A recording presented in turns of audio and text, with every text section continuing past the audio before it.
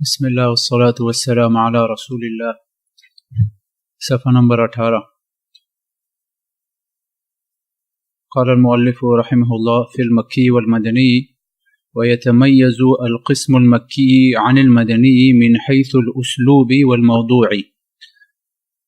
أما من حيث الأسلوب فهو الأول الغالب في المكي قوة الأسلوب وشدة الخطاب لأن غالب المخاطبين معرضون مستكبرون ولا يليق بهم إلا ذلك. اقرأ سورتي المدثر والقمر.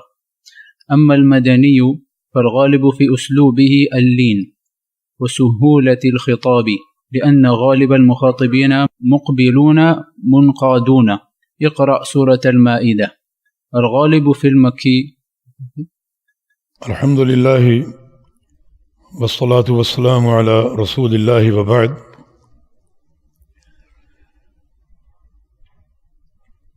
جو موضوع ہمارا چل رہا ہے وہ ہے قرآن پاک کی تقسیم مکی اور مدنی ہونے کی حیثیت سے. دو قسمیں کل آپ نے پڑھی. قرآن پاک کا کچھ حصہ مکی ہے جو ہجرت مدینہ سے قبل نازل ہوا، اور کچھ حصہ مدنی ہے جو کہ ہجرت مدینہ کے بعد نازل ہوا. جو مصاحف یا قرآن کے نسخے ہمارے پاس موجود ہیں ان میں ہر سورت کے آغاز پر لکھا ہوتا ہے کہ یہ سورت مکی ہے، یہ مدنی ہے. تو علماء نے یہ ایک عرق ریزی کے ساتھ تحقیق کر کے اسے آسان بنا دیا ہے. شیخ رحمہ اللہ نے آج مکی اور مدنی صورتوں اور آیتوں کا کچھ فرق بتایا ہے کہ کس طرح مکی اور مدنی کا آپ فرق کریں گے، یا مکی صورتیں مدنی صورتوں سے کس طرح متمیز ہوتی ہیں اور کس طرح وہ جدا ہوتی ہیں اور کس طرح ان کے مابین فرق کیا جاتا ہے. فرماتے ہیں کہ وَيَتَمَيَّزُ الْقِسْمُ الْمَكِّيُّ عَنِ الْمَدَنِيِّ مِنْ حَيْثُ الْأُسْلُوبِ وَالْمَوْضُوعِ.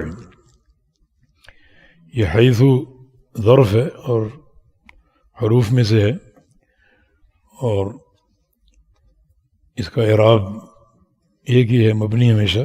تو من اگر حرف جارہ ہے لیکن یہ من اس کے اعراب کو تبدیل نہیں کر سکتا. من حیث الاسلوب والموضوع. یہ حیث اسم ظرف مکان اسم.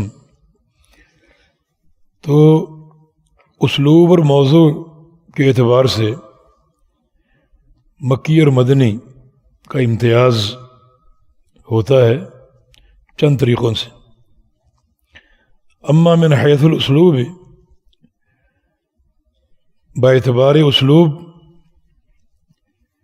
یعنی انداز بیان مکی اور مدنی میں کیسے فرق ہوگا؟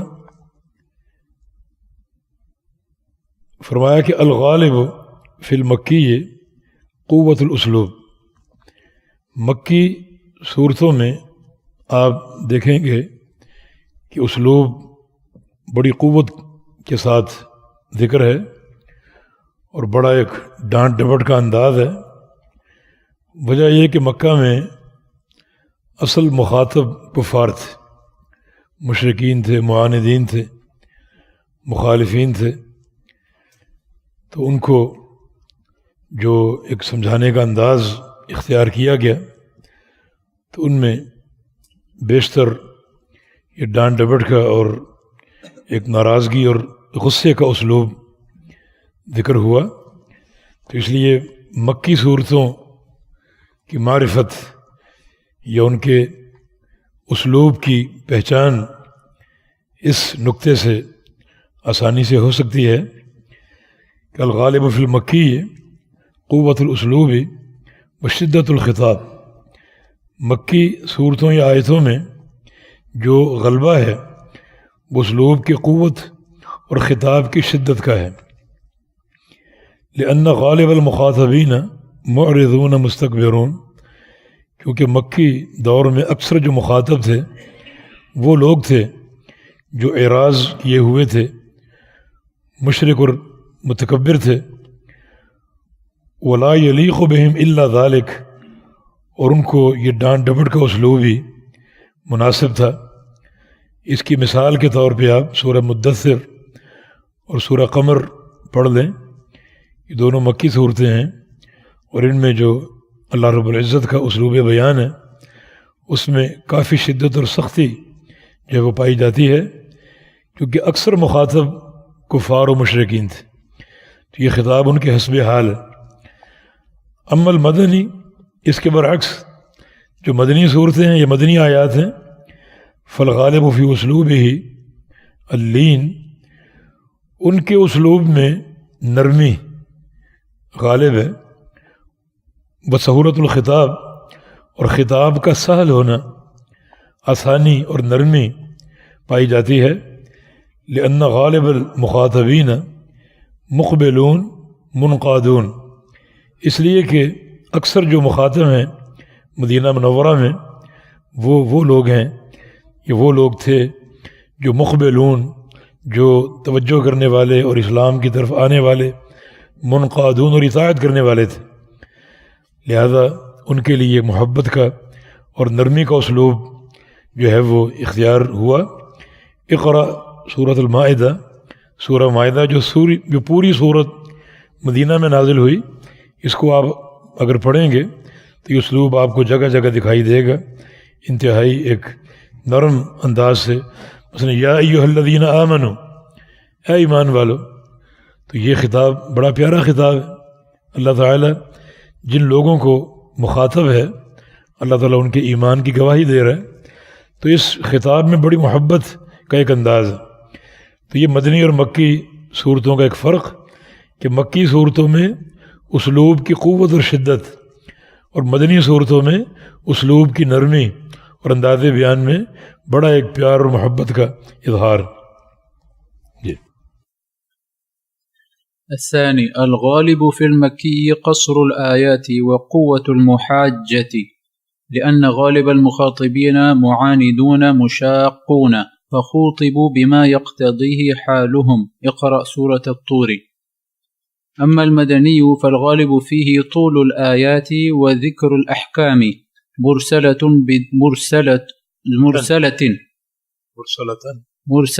بدون محاجة، لأن حالهم يقتضي ذلك. اقرأ آية الدين في سورة البقرة. الغالب فی المکی قصر الآیات یا قصر الآیات، یہ دوسرا فرق ہے کہ مکی جو صورتیں ہیں ان کی آیتیں چھوٹی چھوٹی سی. بقوت المحاجہ، اور حجت اور جدال کی قوت، اس میں ایک جدال کا یعنی ایک ظاہراً ایک جھگڑے کا انداز، جدال اور حجت کی قوت آپ کو نظر آئے گی. لأن غالب المخاطبین معاندون مشاقون، اس لیے کہ اکثر جو مخاطب تھے مکی دور میں وہ معاند تھے، دشمن اور مشاقون، دین کی اور رسول صلی اللہ علیہ وسلم کی مخالفت کرنے والے اور اللہ کی توحید کو نہ ماننے والے. فخوطبوا بما تقتضیہ حالہم، ان کو خطاب کیا گیا جو ان کے حالت کا تقاضا تھا. اقرأ سورۃ الطور، سورہ طور میں آپ کو یہ جھلک نظر آئے گی. چھوٹی چھوٹی آیتیں ہیں اور انداز میں ایک جدال اور ایک حجت قائم کرنے کا انداز ہے، کیونکہ مخاطب کفار قریش تھے. لیکن جو مدنی صورتیں ہیں فالغالب فی طول الآیات، اس میں آپ کو آیتیں لمبی نظر آئیں گی، لمبی لمبی آیتیں.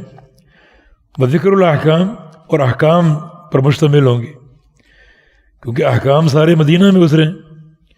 مکی زندگی میں نبی علیہ السلام کی دعوت صرف 3 نکات پر مشتمل تھی. ایک ذکر معاد، آخرت، دوسرا اللہ رب العزت کی توحید، اور تیسرا اثبات رسالت۔ کفار قریش تھے اور اس میدان میں ان تین نقطوں کے ساتھ کفار قریش نے مزاحمت کی تھی، اور مکی دور میں جو وحی اللہ تعالیٰ نے اتاری تو انہی تین نقطوں کی وضاحت اللہ تعالیٰ کی توحید کی، اور توحید بھی توحید الوہیت، کیونکہ توحید ربوبیت کو وہ مانتے تھے۔ آسمان اللہ نے بنایا، زمینیں اللہ نے بنائی، حتیٰ کہ ابو جہل بیت اللہ کا طواف کر رہا ہے اور تلبیہ پڑھ رہا ہے، لبیک اللہم لبیک لا شریک لک لبیک الا شریکا تملکہ وما ملک، کہ یا اللہ میں حاضر ہوں، تیرا کوئی شریک نہیں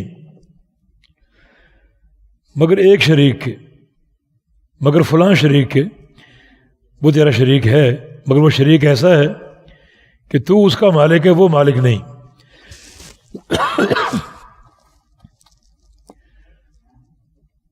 تو یہ شراکت اللہ رب العزت کی ربوبیت میں، مگر اس طرح کی شراکت کے اصل مالک اللہ ہی، اور ان کو اللہ رب العزت نے کچھ ملکیت دی ہوئی ہے تاکہ وہ اللہ تعالیٰ کے نظام میں ایک دخل کے ساتھ اس ملکیت کو لوگوں تک پہنچا سکے۔ یہ اس کا عقیدہ تھا۔ تو دیکھیں اس کے عقیدے میں ایک تو طواف صرف بیت اللہ کا، حالانکہ کلمہ نہیں پڑھتا تھا۔ ہمارے سندھ میں ایک درگاہ ہے، سائیں کون سی 7، وہاں طواف ہوتے،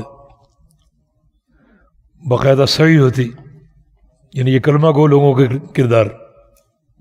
طواف ایک عبادت ہے جو صرف بیت اللہ کے لیے مخصوص، یہ اللہ تعالیٰ کی توحید، اور یہ وہاں ان قبروں اور قبوں کا طواف کرتے ہیں۔ بلوچستان میں ایک پہاڑ ہے کوہ مراد، وہاں لوگ حج کرتے ہیں، طواف کرتے ہیں۔ تو ابو جہل کا عقیدہ کیا ہے کہ طواف ایک عبادت ہے جو بیت اللہ کے لیے مخصوص، اور لبیک اللہم لبیک، یا اللہ میں حاضر ہوں، تیرا کوئی شریک نہیں سوائے فلاں شریک کے، مگر وہ ایسا شریک ہے کہ تو اس کا مالک ہے، وہ مالک نہیں۔ تملکہ وما ملک، یہ ما موصولہ بھی ہے اور نافیہ بھی۔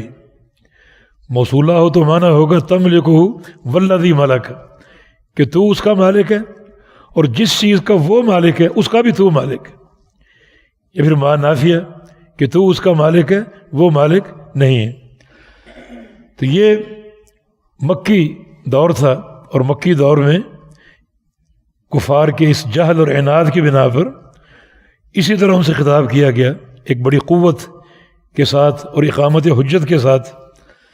جبکہ مدنی دور میں چونکہ غالب لوگ مسلمان تھے تو خطاب بھی بڑا سہل اور احکام پر مشتمل، کیونکہ سارے احکام مدینہ میں نازل ہوئے، اور مکی دور کی آیتیں چھوٹی تھیں کیونکہ وہ تقریر اور اقامت حجت کا انداز تھا، اور مکی دور کی آیتیں آپ کو لمبی نظر آئیں گی کیونکہ اللہ تعالیٰ نے ایک حکم کو واضح کرنا ہے، تو ایک حکم کی وضاحت 2 الفاظ میں تو نہیں ہوگی، آپ کو سمجھانا بھی اللہ قادر ہے، مگر آپ کے فہم کے لیے عبارت میں طوالت تو ہوگی۔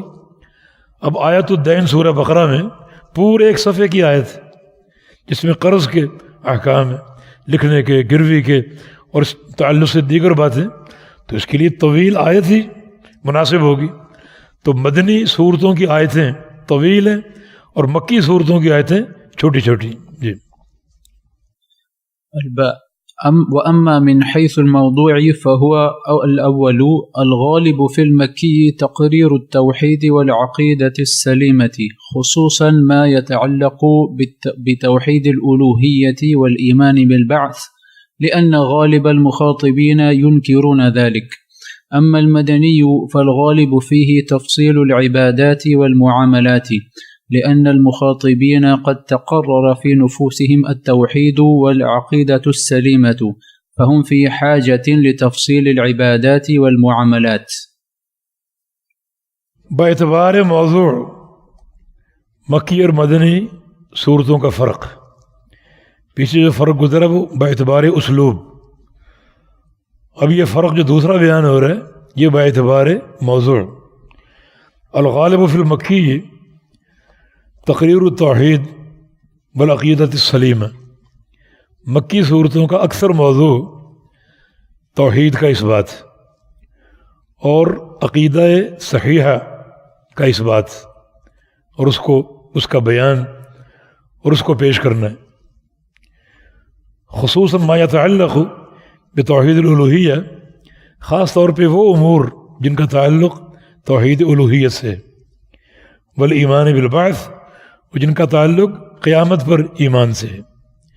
کیونکہ نبی علیہ السلام کو مکی دور میں کفار کی طرف سے جس جاہلیت کا سامنا کرنا پڑا وہ یہ 3 امور تھے. اللہ تعالیٰ کی توحید کو نہیں مانتے، ربوبیت کو مانتے تھے، اللہ رب ہے، خالق اور مالک ہے، الوہیت کو نہیں مانتے. الوہیت میں بھی جو ان کا رکھنا تھا وہ ایک مسئلے کے تعلق سے تھا اور وہ توسل تھا کہ یہ جو ہمارے بت ہیں، لات ہے، منات ہے، عزا ہے، اصل عبادت تو اللہ کے لیے ہے مگر ان کا وسیلہ اختیار کرنا ضروری. یہ ان کا شرک توسل تک محدود تھا اور اس کے باوجود رسول اللہ صلی اللہ علیہ وسلم نے ان کے عقیدے کو نہیں مانا. پورے مکی دور میں آپ نے 13 سال دعوت کے میدانوں میں گزارے اور مدنی دور میں ان سے جہاد کیا. پورا 23 سال کا عرصہ اس عقیدے کی تفنید میں گزارا. تو مکی دور کا یہ موضوع تھا صورتوں کا، تقریر توحید، اثبات توحید اور قیامت پر ایمان کا ذکر. لأن غالب المخاطبین ينکرون ذلك، کیونکہ مکہ میں جو اکثر مخاطب تھے کفار قریش وہ ان دونوں چیزوں کا انکار کرتے تھے، توحید کا اور قیامت کا، اور اسی اساس پر نبی علیہ السلام کی نبوت کا. وہ کہتے ہیں یہ 2 باتیں ہمارے لیے قابل قبول نہیں، لہذا آپ اللہ کے سچے رسول نہیں ہیں. تو یہ مکی آیات کا اور صورتوں کا موضوع ہے. اما المدنی فالغالب فیہ تفصیل العبادات والمعاملات، اور مدنی جو صورتیں ہیں ان میں جو غالب امور تھے وہ یہی تھے کہ عبادات اور معاملات ان کی تفصیل ذکر کی جائے. کیوں؟ لأن المخاطبین قد تقرر فی نفوسہم التوحید والعقیدۃ السلیمہ، کیونکہ مدنی دور میں جو مخاطب تھے لوگ جن کو خطاب کیا گیا ان کے دلوں میں توحید بیٹھ چکی تھی، عقیدہ سلیمہ راسخ ہو چکا تھا. لہذا بیان عقیدہ کے بعد حاجت کیا تھی؟ اب مسائل، نماز، روزہ، حج کے مسائل، زکوٰۃ کے مسائل، اور پھر معاملات، شادی بیاہ کے، طلاق کے، عدت کے، رجع کے، اور پھر لعان اور رضاعت، یہ جو امور ہیں ان امور کی وضاحت. تو مدنی صورتوں کا موضوع یہ احکام اور معاملات اور عبادات. فہم فی حاجت لتفصیل العبادات والمعاملات، مدنی دور کے مسلمان جو تھے ان کے دلوں میں عقیدہ راسخ ہو چکا تھا اور وہ اس چیز کے محتاج تھے کہ ان کو عبادات اور معاملات کی تفصیل سے آگاہ کیا جائے. اس لیے مدنی صورتوں کا عام موضوع آپ کو یہی ملے گا، احکام کا بیان اور معاملات کی وضاحت. جی. الثاني الإفاضة في ذكر الجهاد وأحكامه والمنافقين وأحوالهم في القسم المدني لاقتضاء الحال، ذلك حيث شرع الجهاد وظهر النفاق بخلاف القسم المكي.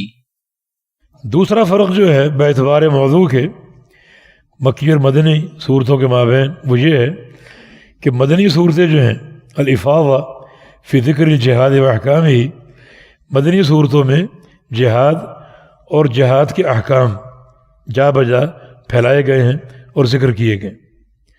کیونکہ جہاد مدینہ میں فرض ہوا، مکہ میں فرض نہیں تھا، تو ظاہر ہے کہ پھر وہ سارے احکام مدنی صورتوں میں مذکور ہوں گے. اور پھر مدنی صورتوں میں والمنافقین واحوالہم، منافقین کا ذکر ہے اور ان کے احوال کا ذکر ہے، کیونکہ نفاق مکہ میں نہیں تھا، مکہ میں صریح کفر تھا، اور مدینہ میں ایک طبقہ جن کا سامنا کرنا پڑا منافقین کا، جنہوں نے زبان سے اسلام کا اظہار کیا مگر دل میں کفر چھپا ہوا تھا. وَإِذَا لَقُوا الَّذِينَ آمَنُوا قَالُوا آمَنَّا وَإِذَا خَلَوْا إِلَىٰ شَيَاطِينِهِمْ قَالُوا إِنَّا مَعَكُمْ، یہ ان کا نفاق تھا. اس لیے مکی صورتوں میں منافقین کا کوئی ذکر نہیں اور نفاق کے تعلق سے کوئی امور نہیں ہے، لیکن مدنی صورتوں میں منافقین کا ذکر ہے، ان کے احوال کا ذکر ہے، ان کی سازشوں کا ذکر ہے، اور جو پلاننگیں وہ کرتے تھے اسلام کے خلاف، ان کا کشف اور ان کی اطلاع نبی علیہ السلام کو دی گئی. تو یہ سب کا سب کہاں ہیں؟ فی القسم المدنی، مدنی صورتوں میں. لاقتضاء الحال ہے، اس لیے کہ یہی چیز حال کی مناسب تھی اور حسب حال تھی. ذالک حیث شرع الجہاد وظہر النفاق بخلاف القسم المکی، اس لیے کہ مدینہ ہی میں جہاد مشروع ہوا اور مدینہ ہی میں نفاق ظاہر ہوا. مکہ میں نہیں تھا، نہ جہاد تھا اور نہ نفاق تھا. جی. فوائد معرفة المدني والمكي. معرفة المكي والمدني نوع من أنواع العلوم القرآن المهمة، وذلك لأن فيها فوائد، منها الأولى ظهور بلاغة القرآن في أعلى مراتبها، حيث يخاطب كل قوم بما يقتضيه حالهم من قوة وشدة أو لين وسهولة. فوائد معرفت المدنی والمکی، مدنی اور مکی صورتوں کی پہچان کے کیا فائدے ہیں، کہ ایک مستقل موضوع ہے جو علماء نے اٹھایا اور اس پر کتابیں لکھی. تو اس کے فوائد کیا ہیں؟ اگر آپ مکی اور مدنی صورتیں پہچان لیں تو اس سے کیا فوائد آپ کو حاصل ہوں گے؟ فرماتے ہیں کہ معرفت المکی والمدنی نوع من انواع علوم القرآن المہمہ، مکی اور مدنی صورتوں کی پہچان یہ علوم قرآن کی جو قسمیں ہیں ان میں سے ایک اہم قسم ہے. جو علوم قرآن کے موضوعات ہیں ان میں سے ایک اہم موضوع مکی اور مدنی کی پہچان. وذالک لأن فیہا فوائد منہا، اور یہ اس لیے کہ مکی اور مدنی صورتوں کی پہچان کے کچھ فائدے ہیں جن میں سے یہاں 4 فائدے ذکر ہوئے ہیں. پہلا، ظہور بلاغت القرآن فی اعلیٰ مراتبها، قرآن کی بلاغت واضح ہوئی اپنے انتہائی بلند مراتب کے ساتھ. بلاغت سے کیا مراد؟ بلاغت سے مراد یہ ہے کہ مخاطب کی حالت، کیفیت اور اس کے علمی مستوا کو دیکھ کر بات کرنا، اور جو بات اس کے مطابق ہو وہ بات کرنا، اور جو بات اس کی حالت کے متقاضیات کے خلاف ہو وہ اٹھائے رکھنا اور وہ اس میں توقف اختیار کرنا. تو یہ ایک انداز بلاغت ہے. تو جو شخص مکی اور مدنی جو ہے صورتوں کو الگ الگ پڑھے گا اور اسلوب کو دیکھے گا، اس پر قرآن پاک کی بلاغت کا انکشاف ہوگا کہ قرآن پاک نے ہر مقام پر جیسے لوگ تھے ویسی بات کی. مکہ میں معاندین تھے تو توحید کی تقریر کی اور فکر آخرت پیش کی، اور پھر نبی علیہ السلام کی نبوت کی رسالت کی تقریر کی. اور مدینہ میں وہ لوگ تھے جو عقیدے کو مان چکے تھے اور فہم اختیار کر چکے تھے، انہیں احکام کی ضرورت تھی، مسائل کی ضرورت تھی اور معاملات میں وضاحت کی ضرورت تھی.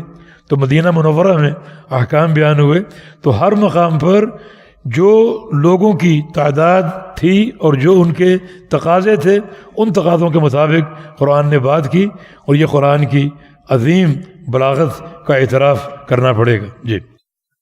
الثانية ظهور حكمة التشريع في أسمى غاياته، حيث يتدرج شيئا فشيئا بحسب الأهم على ما يقتضيه حال المخاطبين واستعدادهم لقبول والتنفيذ.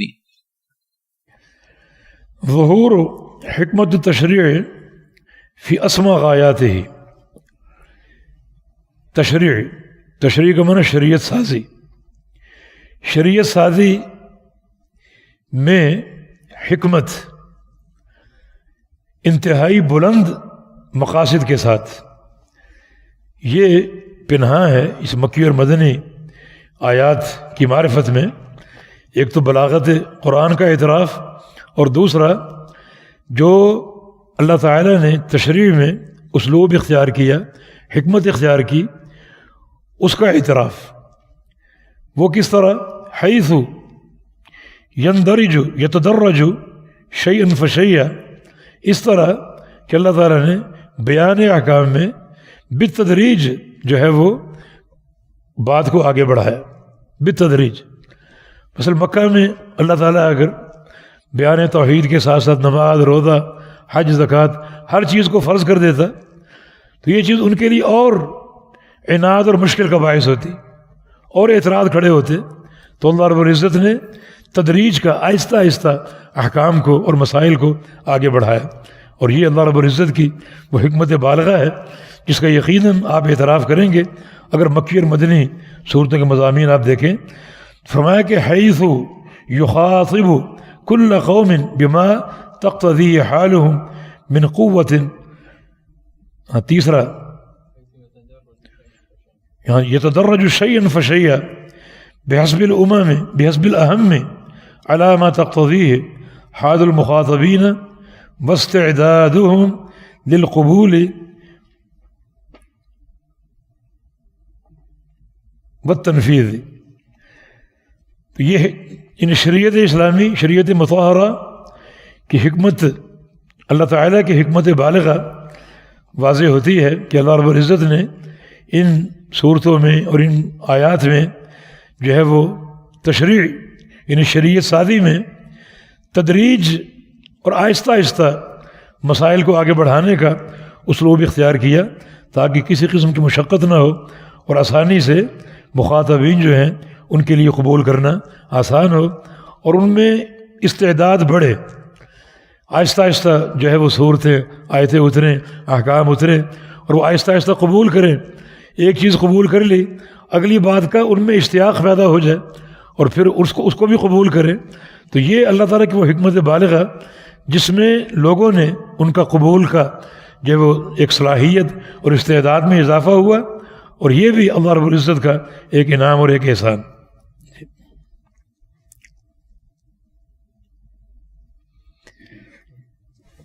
جی یہ ہے نا بحسب الاہم، یعنی اہم فالاہم کے معاملے کو بھی پیش نظر رکھا. اور ظاہر ہے کہ اہم شے عقیدہ، تو پہلے عقیدے کی دعوت دی. اور مکی دور یہ مدنی دور سے مقدم ہے، تو مکی دور میں عقیدے کی دعوت دی اور پھر احکام کا نمبر بعد میں آتا ہے، یہ بعد میں دعوت دی مدنی دور میں. تو اہم فی الاہم اور تدریج فی التشریع، ان دونوں امور کا خیال رکھا، اور یہ دونوں امور شریعت مطہرہ کی حکمت بالغہ کی نشاندہی کرتے ہیں. جی الثالثة تربية الدعاة إلى الله تعالى وتوجيههم إلى أن يتبعوا ما سلكه القرآن في الأسلوب والموضوع من حيث المخاطبين، بحيث يبدأ بالأهم فالأهم، وتستعمل الشدة في موضعها والسهولة في موضعها.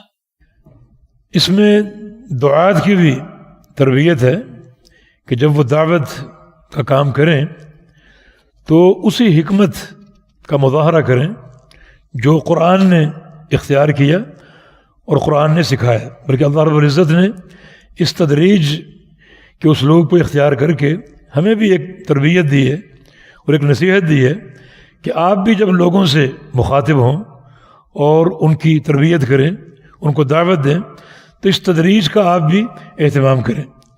تربیت الدعاۃ الی اللہ تعالی، جو اللہ کے دین کے داعی ہیں ان کی تربیت بھی مقصود ہے. وتوجیہہم الی ان یتبعوا ما سلکہ القرآن فی الاسلوب والموضوع، کہ جو موضوع اور اسلوب قرآن نے اختیار کیا تدریج کا، حکمت کے ساتھ دعوت دینے کا، آپ بھی وہی اسلوب اختیار کریں. من حیث المخاطبین، مخاطبین کے احوال کو دیکھ کر. بحیث یبدأ بالاہم فالاہم، ایک تو اہم شے کو پہلے بیان کریں، اس کے بعد وہ شے جس کا نمبر بعد میں آتا ہے، پھر تیسری، پھر چوتھی، اہم امور کو پہلے بیان کریں. وتستعمل الشدہ فی موضعها والسہولہ فی موضعها، اور شدت اختیار کریں جہاں شدت کا مقام ہو، اور نرمی اختیار کریں جہاں نرمی کا مقام ہو.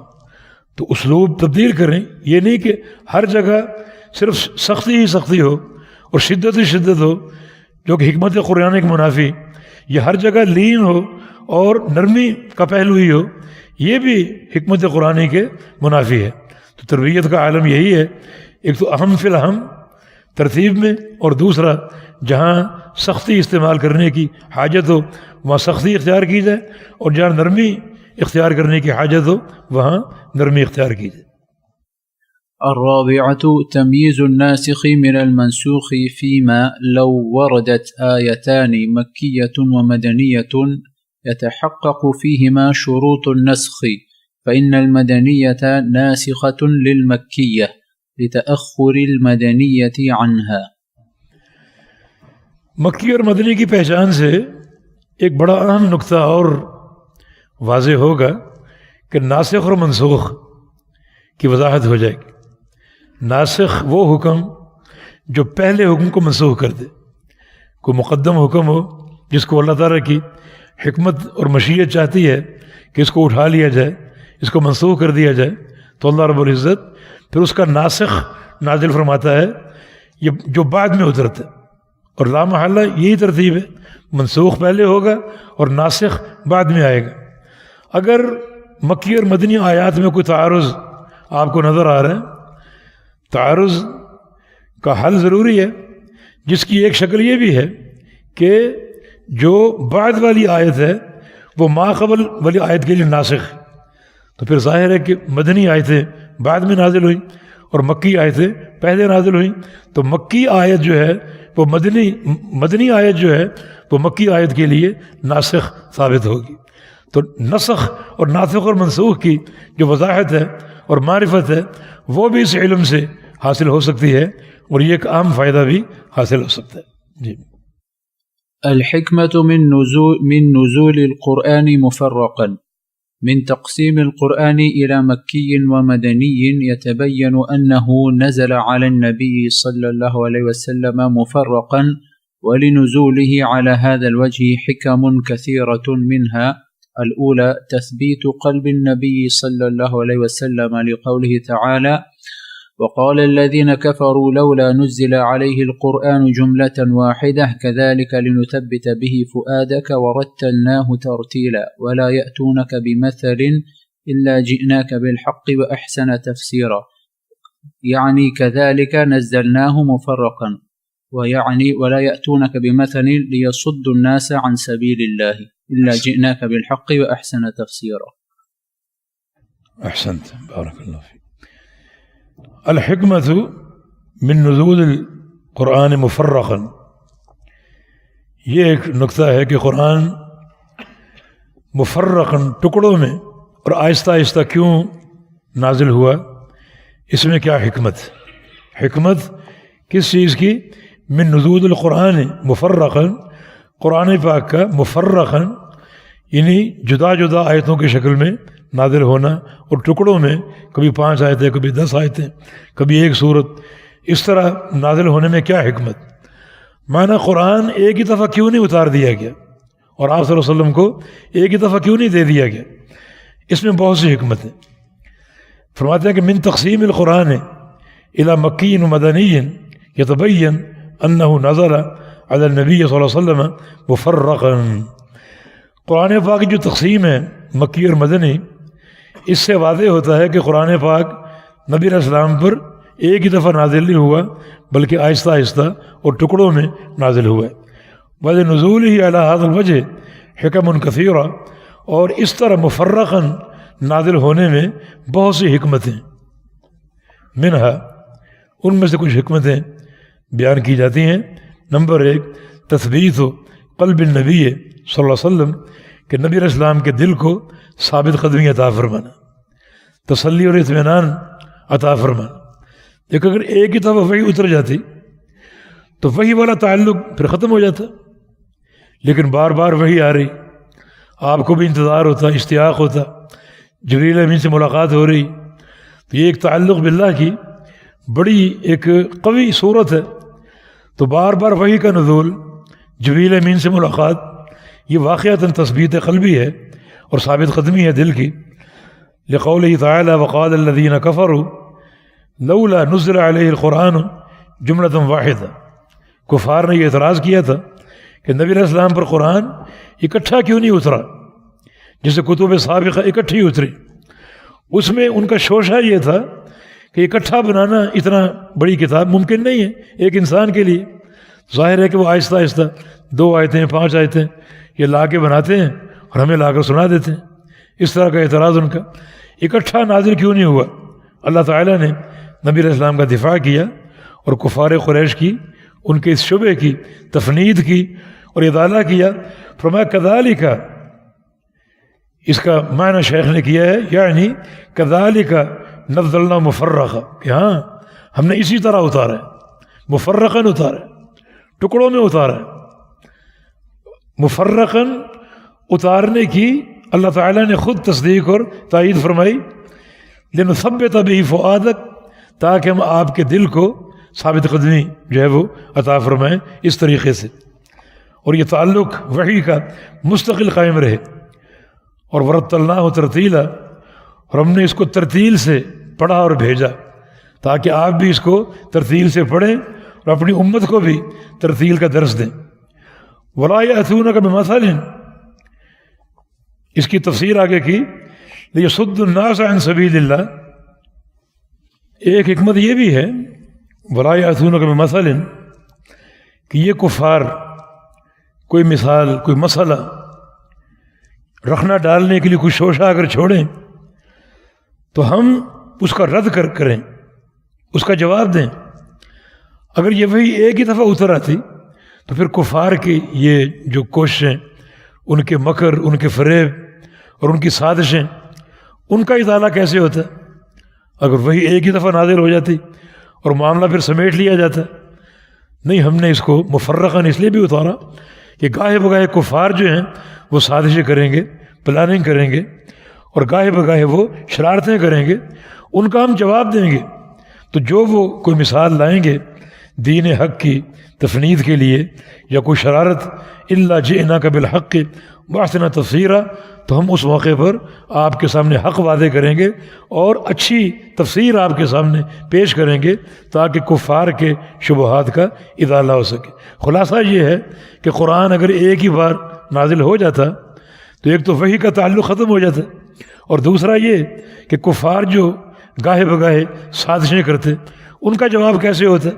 تو قرآن مفرقاً اتارا گیا تاکہ جو ان کی شرارتیں ہوں گی، جو ان کے شبہات ہوں گے، ان کا بھی جواب ساتھ ساتھ دیا جا سکے.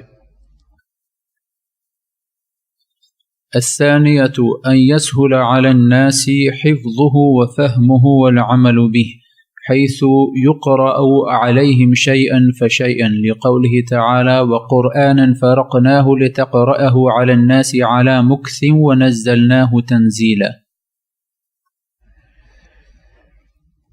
دوسرا فائدہ یہ ہے، دوسری حکمت ان یسہل علی الناس حفظہ و فہمہ، ان قرآن کا آہستہ آہستہ نزول تاکہ لوگوں پر آسان ہو سکے قرآن کا حفظ اور قرآن کا فہم. حفظ آسانی سے ہو سکے اور فہم آسانی سے ہو سکے. آج 5 آیتیں اتری ہیں، وہ یاد ہو گئی، حفظ اور ان کا فہم بھی حاصل ہو گیا، کیونکہ نبی علیہ السلام ساتھ تھے. نبی علیہ السلام کی ڈیوٹی صرف قرآن پڑھ کے سنانا نہیں تھا بلکہ قرآن پر عمل کر کے دکھانا بھی تھا. تو صحابہ قرآن سنتے اور سن کر یاد کرتے، اور آپ کو دیکھ کر، آپ کا عمل دیکھ کر اس کا فہم حاصل کر لیتے. تو یہ حفظ اور فہم بڑی آسانی سے ساتھ ساتھ چلا اور مکمل ہوا. اس طرح عمل بھی. تو یہ آہستہ آہستہ قرآن کا نزول، اس کے یہ 3 فائدے ہیں، ایک حفظ کا فائدہ، دوسرا فہم کا فائدہ، اور تیسرا عمل کا فائدہ. حیث یقرأ علیہم شیئا فشیئا، کہ ان پر قرآن تھوڑا تھوڑا آہستہ آہستہ پڑھا جاتا تھا. لقولہ تعالی وقرآنا فرقناہ لتقرأہ علی الناس علی مکث، کہ قرآن کو ہم نے آہستہ آہستہ اتارا ٹکڑوں میں تاکہ آپ ٹھہر ٹھہر کر لوگوں پر پڑھیں اور ان کو سنائیں. ونزلناہ تنزیلا، اور ہم نے اسی طریقے سے تدریج کے ساتھ ہم نے اس کو اتارا ہے ان مقاصد کے تحت کہ لوگوں کے لیے سمجھنا، قبول کرنا، یاد کرنا اور حفظ کرنا، یہ سارے امور آسان ہو سکیں. جی. الثالثة تنشيط الهمم لقبول ما نزل من القرآن وتنفيذه، حيث يتشوق الناس بلهف وشوق إلى نزول الآية، لا سيما عند اشتداد الحاجة إليها كما في آيات الإفك واللعان. تیسری حکمت یہ ہے کہ قرآن پاک جو مفرقاً تھوڑا تھوڑا کر کے اترا ہے تو اس سے لوگوں کی ہمتوں میں ایک نشاط اور ایک شوق، ایک انتظار پیدا کرنا. یعنی تھوڑا تھوڑا قرآن اترتا تھا تو پھر لوگ، یعنی آج 5 آیتیں اتریں تو اگلی وحی کا لوگ انتظار کرتے تھے. اللہ تعالیٰ کی رحمت ہے. تو اس طرح روز افزوں ان کے شوق میں اضافہ ہوتا. اگر ایک ہی دفعہ نازل ہوتا تو یہ فائدہ حاصل نہ ہوتا. تو یہ تدریج اور آہستہ آہستہ مفرقاً قرآن کا نزول جو ہے، اس سے لوگوں کا شوق بڑھا. وحی الہی کے وہ منتظر ہوتے تھے، اور خاص طور پہ کوئی ایسا مسئلہ اگر پیش آ جاتا جس میں اللہ کی وحی کے نزول کی ضرورت ہوتی تو لوگوں کا شوق اور بڑھ جاتا. سے قصہ عفق ہے، عائشہ رضی اللہ عنہا پر تہمت لگی تو لوگ منتظر تھے کہ اللہ تعالیٰ اپنی وحی بھیجے اور اس قضیے میں جو معاملہ اس کو اللہ تعالیٰ واضح کرے، ثابت کرے کیا معاملہ ہے. اس طرح قصہ لعان جو صحابی آیا تھا جس نے اپنی بیوی کا شکوہ کیا کہ میں نے اپنے گھر میں کسی اجنبی کو دیکھا، اس میں بھی لوگ منتظر تھے کہ اللہ کی وحی اترے. تو یہ جو بار بار وحی کا آنا، نئے نئے احکام کا آنا، تو اس سے شوق میں اضافہ ہوتا، ہمتیں اور جوان ہوتی اور مضبوط ہوتی. حتیٰ کہ یہ معاملہ جو ہے وہ تادیر جاری رہا. نبی علیہ السلام کے انتقال کے بعد ابو بکر صدیق رضی اللہ عنہ خلیفہ بنے.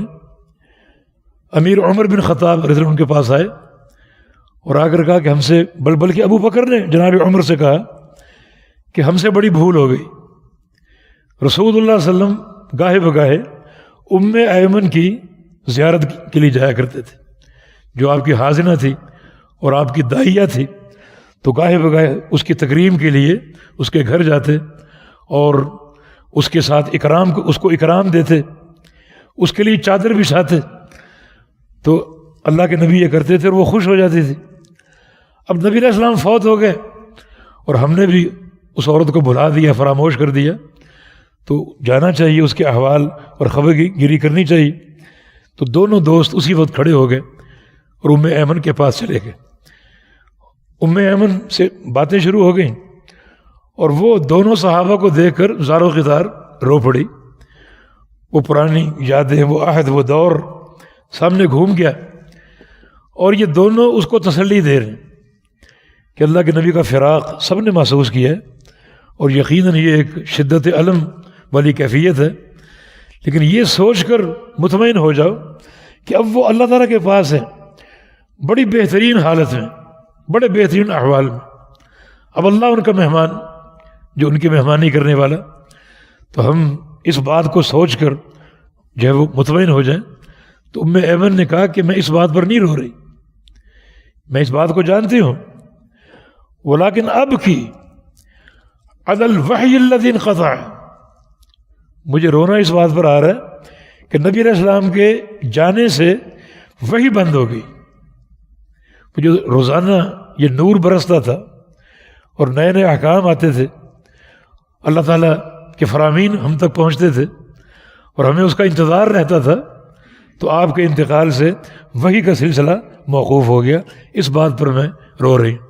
تو مانا وہ جو قرآن نے ایک اسلوب اختیار کیا تدرج کا اور یہ عظیم حکمت، تو یہ وحی کا شوق اور یہ شدت رغبت صحابہ میں موجود رہی اور ان کی سوچ اکثر رہتی تھی کہ اب وہ دین کے، یعنی دین کا سلسلہ اور نزول کا سلسلہ اللہ کے پیارے پیغمبر کی وفات سے موقوف ہو چکا. ورنہ دین کا نزول اور قرآن کا نزول کوئی اللہ تعالیٰ کی رحمت کا انزال، رحمتیں برستی تھی، رحمت کی بارش برستی تھی. جی. الرابعة التدرج في التشريع حتى يصل إلى درجة الكمال كما في آيات الخمر الذي نشأ الناس عليه وألفوه وكان من الصعب عليهم أن يجابه بالمنع منه منعا باتا فنزل في شأنه أولا قوله تعالى يسألونك عن الخمر والميسر قل فيهما إثم كبير ومنافع للناس وإثمهما أكبر من نفعهما فكان في هذه الآية تهيئة للنفوس لقبول تحريمه، حيث إن العقل يقتضي أن ألا يمارس شيئا إثمه أكبر من نفعه. ثم نزل ثانيا قوله تعالى: يا أيها الذين آمنوا لا تقربوا الصلاة وأنتم سكارى حتى تعلموا ما تقولون، النساء. فكان في هذه الآية تمرين على تركه في بعض الأوقات وهي أوقات الصلاة. ثم نزل ثالثا قوله تعالى: يا أيها الذين آمنوا إنما الخمر والميسر والأنصاب والأزلام رجس من عمل الشيطان فاجتنبوه لعلكم تفلحون. إنما يريد الشيطان أن يوقع بينكم العداوة والبغضاء في الخمر والميسر ويصدكم عن ذكر الله وعن الصلاة فهل أنتم منتهون؟ وأطيعوا الله وأطيعوا الرسول واحذروا فإن توليتم فاعلموا أنما على رسولنا البلاغ المبين، المائدة. فكان في هذه الآيات المنع من الخمر منعا باتا في جميع الأوقات، بعد أن هيئت النفوس ثم مرنت على المنع منه في بعض الأوقات. التدرج في التشريع حتى يصل إلى درجة الكمال.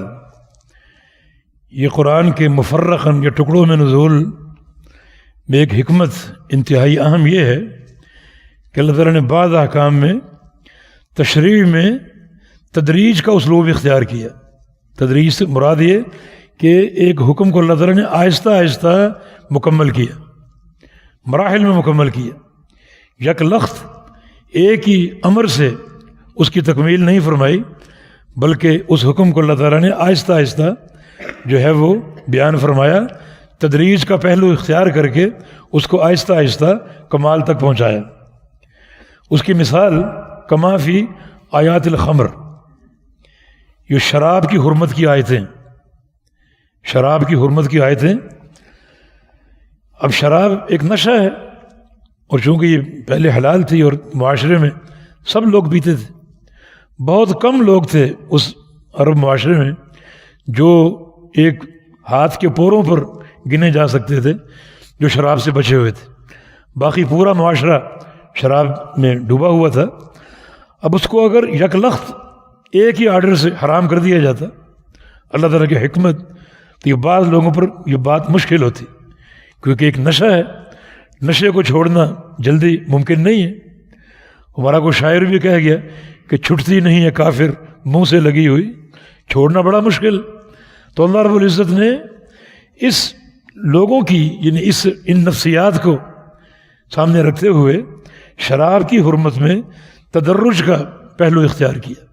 یک لخت اس کو حرام نہیں کیا، بلکہ آہستہ آہستہ اس کی حرمت نازل فرمائی، کیونکہ لوگ اس نشے کے عادی ہو چکے تھے اور چھوڑنا مشکل تھا، بلکہ بعض حالات میں ناممکن تھا.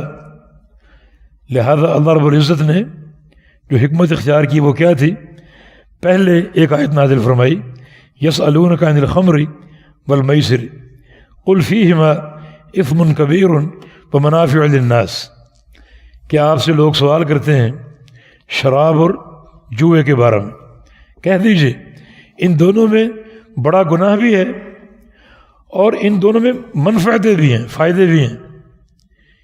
یعنی یک لخت حرام نہیں کیا، بلکہ اتنا کہا کہ گناہ کے یہ دونوں کام ہیں، مگر منفعتیں بھی ہیں. مطلقاً ایک جو قطعی جو تحریم ہے وہ نہیں اتاری، بلکہ اللہ رب العزت نے پہلا یہ اسلوب اختیار کیا کہ شراب کو گناہ بھی قرار دے دیا، بتا دیا، مگر ساتھ ساتھ اس کے فوائد کا بھی ذکر کیا کہ یہ فوائد سے خالی نہیں ہے، فائدے بھی ہیں. لیکن یہ بات یاد رکھو وَإِثْمُهُمَا أَكْبَرُ مِن نَفْعِهِمَا، ان دونوں کا فائدہ جو ہے، ان دونوں کا گناہ جو ہے وہ فائدے سے زیادہ ہے. گناہ کا پہلو زیادہ ہے، غالب ہے بنسبت فائدے کے. فوائد یہی تھے کہ لوگ بناتے تھے، کاروبار تھا، بیچتے تھے، اس سے مال کماتے تھے وغیرہ وغیرہ، ورنہ اس کا پینا کوئی مفید نہیں بلکہ نقصان دہ. فکان فی هذه الآیہ تہیئۃ للنفوس، یحیّ یحیّ تحیئۃ، اس آیت میں اللہ رب العزت نے نفوس کو تیار کیا، نفوس کی ایک تربیت فرمائی لقبول تحریم ہی، آگے چل کر اس کی حرمت کو قبول کرنے کے لیے، آگے چل کر اس کی حرمت کو قبول کرنے کے لیے، حیث ان العقل یقتضی اللہ یمارس شیئا اثم اکبر من نفعہ، اس لیے کہ عقل جو ہے اس کا تقاضا یہ ہے کہ ایسا کام نہ کرے جس کا گناہ نفع سے زیادہ ہو۔ یعنی ایک طرح کا اللہ تعالیٰ نے ایک فرمان اپنا جاری کر دیا کہ گناہ زیادہ ہے، نفع کم ہے۔ اب سوچو کہ تمہاری عقل کیا کہتی ہے، جس کام کا گناہ زیادہ ہو اور نفع کم ہو اس کو اختیار کرنا چاہیے۔ یعنی مطلقاً تحریم نہیں کی، لیکن سوچنے کا نقطہ ایک دے دیا۔ ثم نظر ثانیہ، کچھ عرصے بعد اللہ تعالیٰ کی ایک اور وحی اتری، وہ کیا تھی؟ یا ایھا الذین آمنوا لا تقربوا الصلاۃ وانتم سکارا، اے لوگو جب تم نشے میں ہو تو نماز کے قریب نہیں آنا، نماز ادا نہیں کرنی۔ اب یہ ایک حرمت کی تدریج ہے، تھوڑا سا معاملہ اور آگے بڑھایا، یعنی 5 اوقات ہیں نماز کے، یعنی ان 5 اوقات میں شراب پینا حرام قرار دے دیا گیا کہ جب تم نشے میں ہو نماز کے قریب نہیں آنا۔ تب یہ تدریج کا مزید پہلو معاملے کو اور آگے بڑھایا۔ فکان فی هذه الآیہ تمرین علی ترکہ فی بعض الاوقات، اب اس آیت کریمہ میں شراب کو چھوڑنے کی ایک ٹریننگ، ایک تربیت ہے بعض اوقات میں، نماز کے اوقات، وہی اوقات الصلوات ہی، یہ نمازوں کے اوقات ہیں۔ ثم نزل ثالثا، پھر تیسرا حکم آ گیا، یا ایھا الذین آمنوا انما الخمر والمیسر والانصاب والازلام رجس من عمل الشیطان، شراب، جوا اور یہ جو مورتیاں، بت اور یہ تیروں سے قسمت کے احوال معلوم کرنا، یہ سب رجس ہے، ناپاک ہے، غلاظت ہے، گندگی ہے اور عمل شیطان، عمل شیطان سے ہے۔ فاجتنبوہ، یہ امر کا صیغہ، ان سب سے بچ جاؤ۔ یہ حرمت اب قطعی آ گئی کہ یہ چاروں چیزیں قطعاً حرام ہیں، نہ صرف یہ کہ حرام ہے بلکہ عمل شیطان ہے، اور یہ رجس اور نجاست، ان سے بچ جاؤ۔ اب یہ قطعی حکم آ گیا، اور شراب کو مستقلاً الی الابد جو ہے وہ حرام کر دیا گیا۔ تو یہ اس تدریج کی ایک حکمت ہے کہ بعض احکام اللہ رب العزت نے یک لخت جو ہے وہ ان کی تکمیل نہیں فرمائی، بلکہ بالتدریج ان کی تکمیل فرمائی کہ ان کو قبول کرنے میں بعض اوقات بندوں کی جو ایک عقل یا ان کی جو ایک ان کا مزاج، اس کے تقاضے جدا ہوتے ہیں، تو اللہ تعالیٰ کی رحمت اور شریعت کی ایک حکمت کہ اللہ تعالیٰ نے بعض مسائل کو آہستہ آہستہ حرام کر کے مراحل میں اس کی تکمیل فرمائی۔ فکان فی هذه الآیات المنع من الخمر منعا باتا، ابھی جو آخری آیت آپ نے پڑھی ہے اس میں شراب کے تعلق سے قطعی حرمت آ گئی، فی جمیع الاوقات، سارے اوقات میں، پہلے نماز کے اوقات میں تھا، اب ہر وقت شراب حرام ہے۔ بعد ان حجیت النفوس ثم مرنت علی المنع منه فی بعض الاوقات، یہ معاملہ کب کیا؟ اللہ تعالیٰ نے پہلے نفوس کی تربیت کی اور صرف مخصوص اوقات میں شراب کو حرام کیا، نماز کے اوقات میں، اور پھر لوگ اس کے عادی ہوئے، پھر اللہ تعالیٰ نے تمام اوقات میں شراب کی حرمت جو ہے وہ نازل فرما دی۔ تو یہ بڑا اہم نقطہ ہے کہ اللہ تعالیٰ نے بعض احکام کی جو حرمت ہے وہ بالتدریج اتاری ہے، لوگوں پر ایک رحمت اور محبت کے جو ہے وہ اظہار اور اس بات اور اپنے احسان کے تحت، تاکہ لوگ قبول کرنے کے لیے مستعد ہو جائیں۔ بارک اللہ فیکم۔